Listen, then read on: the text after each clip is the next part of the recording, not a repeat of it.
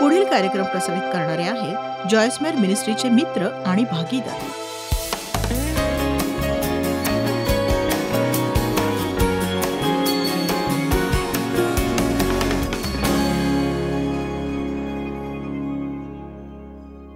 शास्ते 6 सुरुवातीच्या वचन 12 मध्ये थोडीशी पार्श्वभूमी पाहूया. इस्रायल लोकांनी परमेश्वराच्या दृष्टीने वाईट ते केले तेव्हा परमेश्वराने त्यांना 7 वर्ष मिद्यानाच्या हाती दिले. मिद्यानाचा हात इस्रायलावर प्रबळ झाला आणि आता परमेश्वर, कारण तो दयाळू आहे म्हणून आता त्यांची सुटका करण्याची वाट पाहत होता. जसा तो नेहमीच कार्य करण्यासाठी एखाद्या व्यक्तीच्या शोधात असतो. परमेश्वर सार्वभौम आहे, तो त्याला वाटेल तेव्हा आणि वाटेल ते केव्हाही करू शकतो. पण तो लोकांचा उपयोग करतो. परमेश्वर लोकांद्वारे कार्य करतो. ज्याला आपण चमत्कार म्हणतो तोही कित्येकदा परमेश्वर एखाद्याद्वारे कार्य करतो, कुणा दुसऱ्याची गरज पूर्ण करण्यासाठी. आणि आता एक सांगू, अर्थातच आरोग्यदानाचे चमत्कार आहेत. अशा गोष्टी असतात जिथे लोकांना काहीच करायचं नसतं. मी केवळ एक मुद्दा सांगते की कित्येकदा परमेश्वर एखाद्या व्यक्तीद्वारे कार्य करतो. परमेश्वराला गिदोन मिळाला आणि या प्रकारे परमेश्वराचा दूत गिदोनापर्यंत पोहोचला आणि तो त्याला हे म्हणाला. त्याला परमेश्वराच्या दूताने दर्शन देऊन म्हटले, हे बलवान वीरा, परमेश्वर तुझ्या बरोबर आहे. तर गिदोन त्याला म्हणाला, महाराज, परमेश्वर आमच्या बरोबर आहे तर हे सर्व आमच्यावर का यावे? मी यातून असा अर्थ काढला, त्याच्या ज्या अद्भुत कृत्यांविषयी आमचे वाडवडील आम्हाला सांगत ती कोठे आहेत? परमेश्वराने आता आम्हाला टाकून देऊन मिद्यान्यांच्या हाती दिले आहे. तेव्हा परमेश्वर त्याला म्हणाला की हे बलवान वीरा, परमेश्वर तुझ्या बरोबर आहे. आणि तो त्याची सगळी समस्या सांगू लागला. वचन 14, तेव्हा परमेश्वर त्याच्याकडे वळून म्हणाला, तू आपल्या बळाचा उपयोग कर आणि इस्रायलाला मिद्यानांच्या हातून सोडीव, मी तुला पाठविले आहे ना. वचन 15, तो त्याला म्हणाला, प्रभू, इस्रायलाला मी कसा सोडवणार? माझे कुळ मनुष्य वंशात सर्वात दरिद्री आहे. तसाच मी आपल्या वडिलांच्या घराण्यात अगदी कनिष्ठ आहे.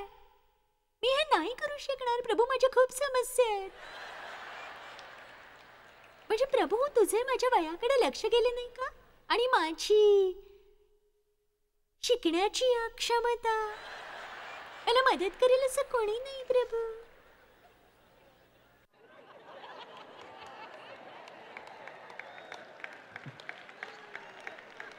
आणि मी तुम्हाला सांगते, तुम्ही परमेश्वरासोबत असता आणि तो म्हणतो, हे बलवान निर्भयी वीरा, हे निर्भयी स्त्री, निर्भयी पुरुषा, मी तुझ्या बरोबर आहे.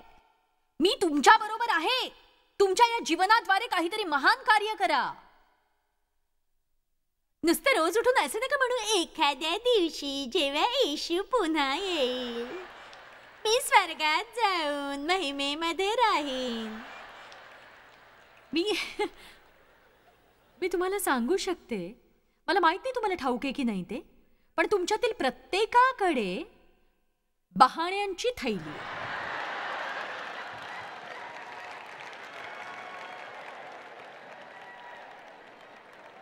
ही एक लहानशी अशी अदृश्य गोष्ट आहे जी आपण नेहमी बरोबर घेऊन फिरतो. आणि एक सांगू का, जेव्हा परमेश्वर किंवा इतर कुणी एखाद्या गोष्टीचा उल्लेख करतं जी जरा आव्हानात्मक असते, माझ्याकडे पैसे नाही आहेत,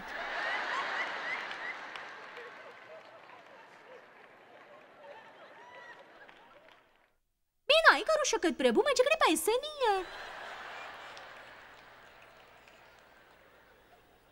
मी याची योजनाच आखली नव्हती,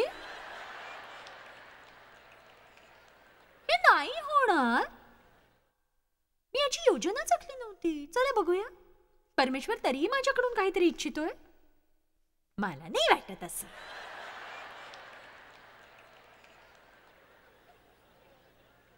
आणि बघा, आपली पिशवी किती मोठी आहे, बऱ्याचशा गोष्टी ठेवतो त्यात आपण. मला नाही ठाऊक कसं करायचं. का तुम्ही विचार करता की तुम्ही ते एक आहात जे एखादी गोष्ट करतात, वास्तविक जी तुम्हाला ठाऊक आहे तुम्ही काय करताय ते? मला अजूनही माहित नाही मी कसं करते. मी जगभरात सेवा कार्य चालवते.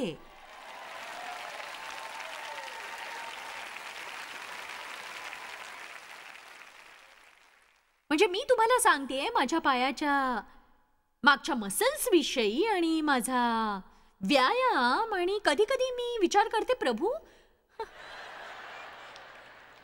तुझ्या लक्षात आलं का मी यातून पार कशी जाणार आहे ते? हो, आपल्याकडे भरपूरच गोष्टी आहेत. मला भीती वाटते.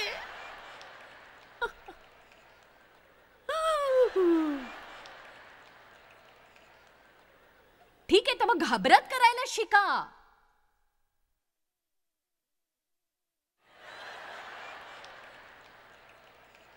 प्रत्येकाच्या वाहण्यांच्या थैलीत यापैकी एक आहे. बघा, बाकी कुठल्या गोष्टींच्या ऐवजी आपण याचा जास्त उपयोग करतो. मला वाटतं हे करणं खूप कठीण आहे. या विचारानेच आपण पराभूत होतो. तुम्ही असा विचार कसा करू शकता काही गोष्टी खूप कठीण आहेत जेव्हा तुम्ही सर्वोत्तम दिलंच नाहीयेत?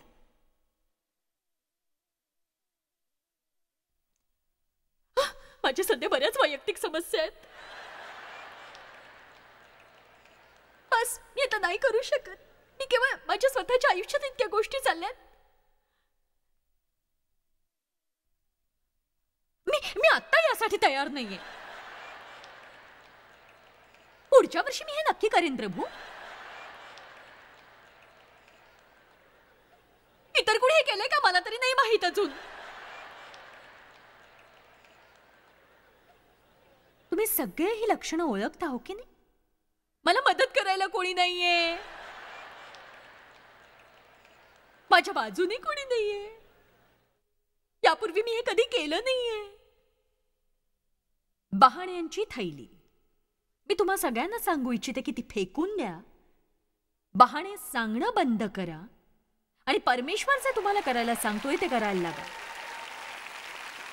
मनातल्या मनात म्हणा मी करू शकते जे काही मला करण्याची गरज आहे माझ्या जीवनात. चला आता याच पद्धतीच्या दुसऱ्या विचाराकडे वळूया. याच श्रेणीमध्ये येतं ते, पण त्याबरोबरच विश्वासाने माझ्या जीवनात जे काही करण्याची गरज आहे मी करू शकते. मला वाटतं की आणखीन एक मानसिकता तुमची असते आणि ती आहे माझ्या जीवनात भले काही घडो मी सकारात्मक दृष्टिकोन ठेवीन. तुम्ही कायाच्या पुढचा विचार करायला हवा. हरकत नाही माझ्या जीवनात काहीही झालं तरी मला त्यात चांगलंच प्राप्त होईल. मला त्यातून काहीतरी आनंद मिळेल. माझ्या जीवनातील आनंद लुटण्यासाठी मला मार्ग मिळेल. हरकत नाही जे काही होतंय मी सकारात्मक दृष्टिकोन ठेवीन, कारण परमेश्वर सकारात्मक आहे, नकारात्मक नाही, आणि मी परमेश्वरासोबत चालेन. चला स्तोत्रसंहिता 27 पाहूया. ज्या क्षणापासून तुम्ही सकारात्मक व्हाल तुम्ही आपल्या जीवनात अधिक आनंदी व्हाल. नकारात्मक राहून आनंदित राहणं असंभव आहे.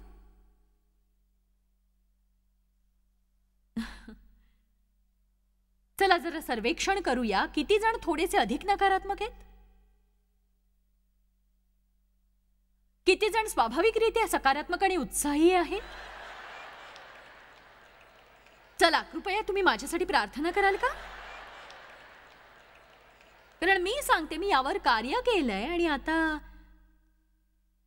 बघा, डेव्हने आपला हात सकारात्मक आणि उत्साहित गोष्टींसाठी वर उचलला होता आणि मी इतकी नकारात्मक होते की त्याच्यामुळे मला खूप राग यायचा. कारण जेव्हा तुम्ही नकारात्मक असता तुम्ही कटू चिडचिडे होता आणि दुसऱ्याला वेडावून दाखवता तुम्ही. आणि तुम्हाला त्यांना थप्पड माराविषयी वाटते. मला सांगू नका की हे चालेल.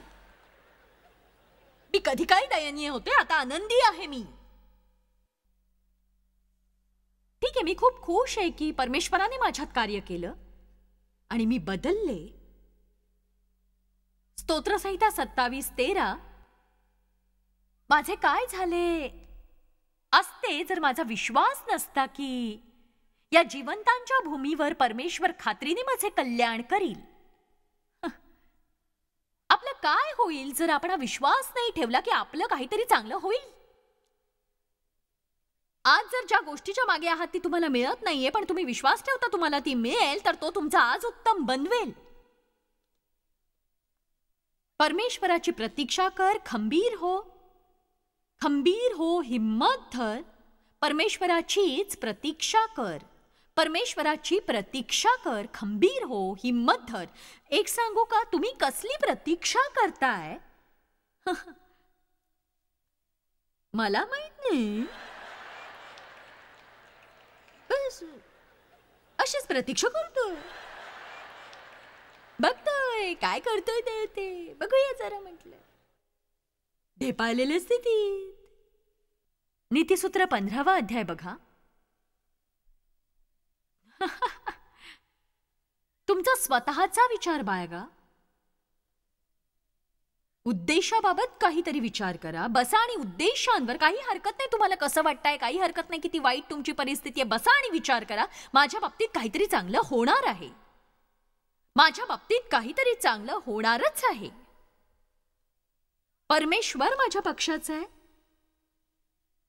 आणि माझा सकारात्मक, उत्साही, उत्तेजित, जोशपूर्ण दृष्टिकोन आहे. ठीक आहे, मला काय वाटलं आपण याविषयी बोलूयाच. बघा, मी नकारात्मकतेत वाढले. अगदी माझ्या वडिलांनी मला नकारात्मक जगायला शिकवलं. ते म्हणायचे, प्रत्येक जण वाईट असतो, कोणीच चांगलं नाहीये, तू कुणावरच विश्वास ठेवू शकत नाहीस. आणि त्यांनी मला असा विचार करायला भाग पाडलं की चांगलं होण्याची अपेक्षाच बाळगू नकोस, म्हणजे ते झालं नाही तर तू निराश होणार नाहीस, कारण ते होणारच नाही. किती जण अशा नकारात्मक लोकांच्या सहवासात तुम्ही वाढलायत, जे नेहमीच सगळ्या गोष्टीत कटकट, चिडचिड, तक्रार करायचे. बघा, माझ्या जीवनात खूप निराशा असल्यामुळे, माझ्या वडिलांच्या शोषणामुळे आणि माझा पहिला विवाह जो कोलमडला होता पूर्णतः, मला ठाऊकच नव्हतं की मी काय करतेय ते, आणि मी जे काही करायचं ते त्याला आवडायचं नाही. ते चांगलं नातं कधीच नव्हतं. मला त्रास होत होता आणि ज्याला त्रास होता त्याच्याशीच मी लग्न केलं. आणि जर आम्हाला मुलं असते तर आम्ही त्यांनाही त्रास दिला असता. त्यामुळे जेव्हा मी 1976 मध्ये पवित्र आत्म्याने भरल्यानंतर खरोखर गांभीर्याने परमेश्वराबरोबर चालण्याच्या मागे लागले, आणि त्याच्या कित्येक वर्षांआधीपासून मी ख्रिस्ती होते, पण मी गंभीर नव्हते. तुम्हाला कळतंय मी काय म्हणते ते? मी शिकत होते, देववचनाचा अभ्यास करत होते. एकदा मी बाथरूम मध्ये वॉश बेसिन समोर उभी होते, मेकअप करत होते, आणि अचानक मी कुठल्या तरी गोष्टीने जागृत झाले, जी माझ्यासोबत माझ्या जीवनभर आहे. पण मला वाटलं उगाच असं जाणवलं, कारण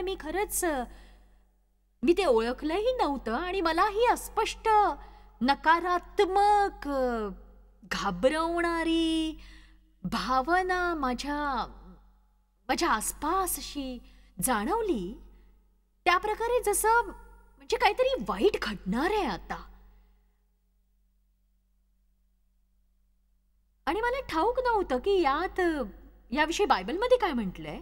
तेव्हा मला कळलं की परमेश्वर माझ्याशी बोलला. मी म्हटलं की प्रभू, हे काय आहे? मी याबरोबर माझ्या संपूर्ण जीवनभर जगते, हे काय आहे? आणि पवित्र आत्मा मला म्हणाला, दुष्ट बंधन. त्यानंतर मला आठवत नाही त्याच्यानंतर किती दिवसानंतर माझ्यासमोर नीतिसूत्र 15:15 आलं. हे बघा, मी सांगते, दुःखग्रस्ताला सर्व दिवस वाईट असतात. चिंतेचे विचार आणि बंधनग्रस्त, पण ज्याचं हृदय आनंदी असतं त्याला सदा मेजवानी असते. बघा, काही हरकत नाही. आपला आनंद परिस्थितीतून येत नाही. जो सैतान इच्छितो आपण विचार करावा. आणि जेव्हा सैतान आपल्या गोष्टी अस्ताव्यस्त करतो, तुमची कार बिघडते, आणखीन काहीतरी होतं, तो खरं तर तुमच्या गोष्टींच्या मागे लागत नाही. त्याला हवाय तुमचा आनंद, आणि तो तुमच्या वस्तूंच्या नुकसानाचा वापर करतो तुमचा आनंद हिरावण्यासाठी. कारण जेव्हा तुमच्याकडे आनंद नाही, तुमच्यामध्ये काही सामर्थ्य नाही, आणि एक नव्याने जन्म पावलेला व्यक्ती, आत्म्याने भरलेला विश्वासणारा, जीवनात आपले खांदे पाडवून आणि असे हात लोंबकाळून आणि मान लटकवून नकारात्मक आणि चिंताजनक, कुणालाही न सांगता की त्यांना काय अपेक्षा आहे, हे असंच सैतानाला हवं असतं हो तुमच्या आयुष्यात. हे अनिवार्य आहे की आपण उच्च स्तराचा आनंद, उत्साह आणि जोश आपल्या जीवनात राखायला हवा. नक्कीच. आणि मी थकून गेले लोकांना त्याच गतीने जाताना पाहून, त्याच गतीने. आपण रोज उत्साहाने सामना करण्याची गरज आहे. भले काहीही घडो, आपण रोज म्हणायला हवं की मला विश्वास आहे आज माझ्या बाबतीत काहीतरी चांगलं होणार, आणि जर काही झालं नाही तर दुसऱ्या दिवशी होईल हा विश्वास बाळगा, आणि त्याही दिवशी झालं नाही तर आणखीन दुसऱ्या दिवशी. तुम्ही सैतानाला ओरडून सांगायला हवं, आणि हे असंच केलं पाहिजे की सैताना, मी तुला अधिक टिकून दाखवीन.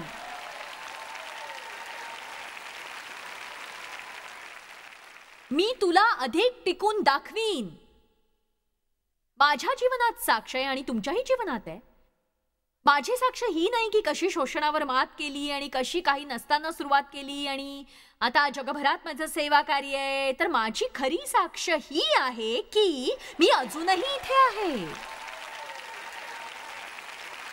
मी अजूनही इथे आहे आणि माझी दुसरीकडे कुठेही जायची योजना नाही. कारण आता मला भरवसा आहे की मी माझ्या जीवनात जे काही केलं पाहिजे ते करू शकते, आणि मी निर्णयही घेतलाय की माझ्या मनाची तयारी करून काही हरकत नाही. मी त्याकडे सकारात्मकतेने पाहीन. मला विश्वास आहे सगळ्या गोष्टीत चांगलं ते आहे जर आपण तसं पाहिलं तर. हे माहिती आहे तुम्हाला?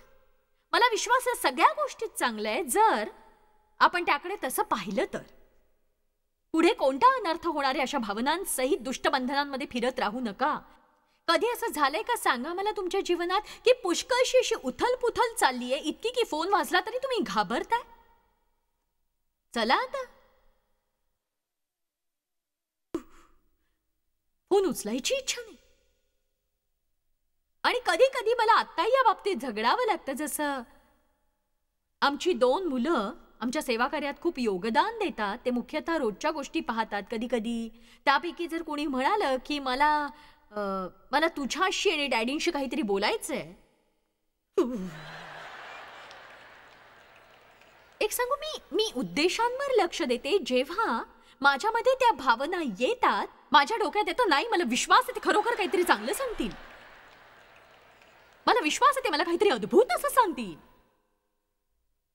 आणि नंतर मी म्हणायला शिकले की जे काही ते मला सांगतील मी ते हाताळू शकेन. जे काही त्यांना मला सांगायचंय मी ते हाताळू शकेन. चला आता, जे काही तुमच्या जीवनात येईल तुम्ही ते हाताळू शकाल. हो. तुमच्यातील किती जण विचार करतात की हा एक सामर्थ्यशाली विचार आहे जो विचार करण्यायोग्य आहे? एक सांगू, दावीद, तुम्ही म्हणाल ठीक आहे, दाविदाला हे म्हणणं सोपं आहे, त्याला हे म्हणणं सोपं आहे की मी विश्वास ठेवतो काहीतरी चांगलं होईल. पण एक सांगू, तो राजा होता, त्याला माझ्यासारख्या समस्या नव्हत्या. स्तोत्रसंहिता वाचा, दाविदाला पुष्कळ शत्रू होते. तो नेहमी प्रयत्न करायचा की परमेश्वराने त्याच्या शत्रूंना पिटाळून लावावं. राजा शाऊल कित्येक वर्षांपासून दाविदाला मारू पाहत होता, आणि या सगळ्या वर्षांमध्ये दावीद लपायचा, गुहेत राहायचा. स्वतःच्या मुलाने अबशालोमाने त्याला धोका दिला आणि गुप्तपणे त्याचं राज्य हिसकावण्याचा प्रयत्न केला. व्यभिचार आणि खून करून दाविदाने परमेश्वराला खूप निराश केलं. त्याच्या मुलाचा मृत्यू झाला. जी त्याची आयुष्यभर इच्छा होती ते परमेश्वराचं मंदिर बनवण्याची अनुमती त्याला नाही मिळाली. त्याला सतत युद्ध करावं लागलं. आणि असं असूनही तो म्हणतोय काय, माझं काय झालं आहे, किती भीतीदायक, दयनीय, दुःखी माझं जीवन आहे. पण या जिवंतांच्या भूमीवर परमेश्वर खात्रीने माझे कल्याण करील. स्वर्गात नाही तर या जिवंतांच्या भूमीवर. तो म्हणतो, जेव्हा मी या पृथ्वीवर आहे तेव्हा माझे कल्याण होईल. आमेन. एक सांगू, त्या गोष्टीला म्हणतात मर्फीचा नियम. आणि मला नाही वाटत कुणाला माहिती हा मर्फी कोण आहे, पण तो एका विमान कंपनीत होता किंवा असंच काहीसं. त्याच्याकडून काही चूक झाली तेव्हा त्याने असं विधान केलं की जर काही चुकीचं व्हायचंच असेल तर ते होतच. त्याला मर्फीचा नियम असं म्हणतात आणि त्याला सगळे मानतात. किती जणांनी या मर्फीच्या नियमाविषयी ऐकलंय? म्हणजे कुणाला माहित नाही ती व्यक्ती कोण होती? सगळे लोक जे इथे आहेत कुणाला माहितीये का? एका विमान कंपनीचा मेकॅनिक, बोर्ड किंवा काहीतरी सापडत नव्हतं, मला माहित नाही. चला तर मग मी बनवते जॉयसचा नियम. आमेन. जर काही चांगलं व्हायचं असेल तर ते होणारच. कुठलीही गोष्ट जशी दिसते तितकी कठीण नसते. जर कुणाच्या बाबतीत काही चांगलं घडतं तर ते माझ्याही बाबतीत घडेल.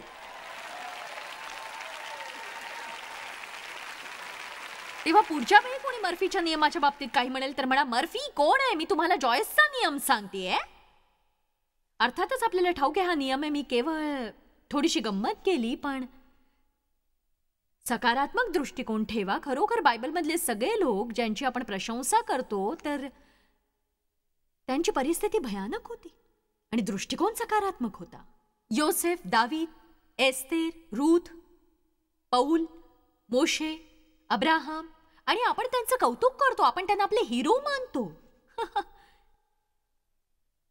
चला मी यांच्याविषयी जरा जास्तच सांगते, वेळ कमी आहे. पण आज आपण ज्याविषयी आपण बोलतो त्याचाच एक भाग म्हणून तुम्ही काळाच्या पुढे विचार केला पाहिजे. ही तुमची मनोदशा असली पाहिजे की कशाही बाबतीत मी तक्रार करणार नाही. काही हरकत नाही, काही घडो, मी तक्रार करणार नाही. कारण खरं सांगू का, मला नाही वाटत की तक्रारीशिवाय आपण नाश्ता सुद्धा करू शकतो. हे एक आव्हान आहे आपल्या प्रत्येकासाठी जे जिवंत आहेत, श्वास घेत आहेत. वेळ कमी आहे त्यावर शिकवण्यासाठी, पण तुम्ही ते मनात ठेवावं असं वाटतं. मग दुसरी गोष्ट, दुसरी मनोदशा जी मला वाटतं तुमची असावी, मी देवाची आज्ञा त्वरित पाळते. मी देवाची आज्ञा त्वरित पाळते. मी प्रार्थना करते, मी आज्ञा पाळते. जे काही देव मला करायला सांगतो मी करते. मी बहाणे सांगत नाही, मी ते टाळत नाही. मी देवाची आज्ञा त्वरित पाळते. निर्गम 24 पाहूया.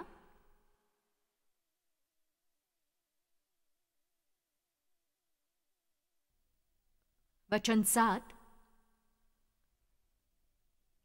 मला ते आवडतं.